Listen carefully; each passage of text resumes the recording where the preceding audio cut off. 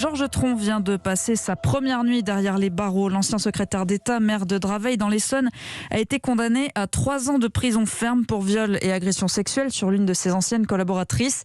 Virginie Etel, un verdict qui tombe près de 10 ans après sa plainte. Peu après cette annonce, elle s'est confiée en exclusivité à Europe 1. Quand j'ai entendu que tout avait été reconnu en ce qui me concerne, ça a été un soulagement parce que c'est ce que je demande depuis 10 ans, c'est d'être entendue. Je me suis effondrée parce que c'est humain et que c'est enfin de se dire j'ai été entendue. Et du coup, j'ai du mal encore à y croire. Pourquoi ? Parce qu'au bout de 10 ans, on n'y croit quasiment plus ? Alors, c'est pas qu'on y croit quasiment plus, sinon j'aurais arrêté de me battre. Donc on y croit encore et toujours. Maintenant, parfois, j'ai voulu tout laisser tomber. J'ai subi des menaces, j'ai subi 2 agressions. Donc effectivement, c'est quelque chose de très difficile. Voilà, on parle de MeToo, maintenant la parole se libère et c'est quelque chose de très bien. Mais il y a 10 ans en arrière, il n'y avait pas tout ça.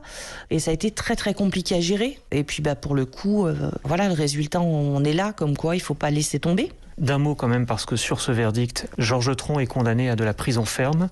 Après le jugement, il est parti directement en prison. Comment est-ce que vous réagissez à ça ? Moi, je voulais juste qu'on me dise juste, on vous croit, vous êtes victime, ils sont coupables.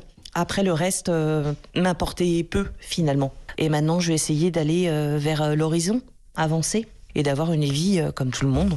Le témoignage de Virginie Etel, l'une des victimes de Georges Tron, en exclusivité au micro de Guillaume Biel, l'ancienne adjointe à la culture du maire de Draveil, Brigitte Gruel, et copelle de 2 ans de prison avec sursis.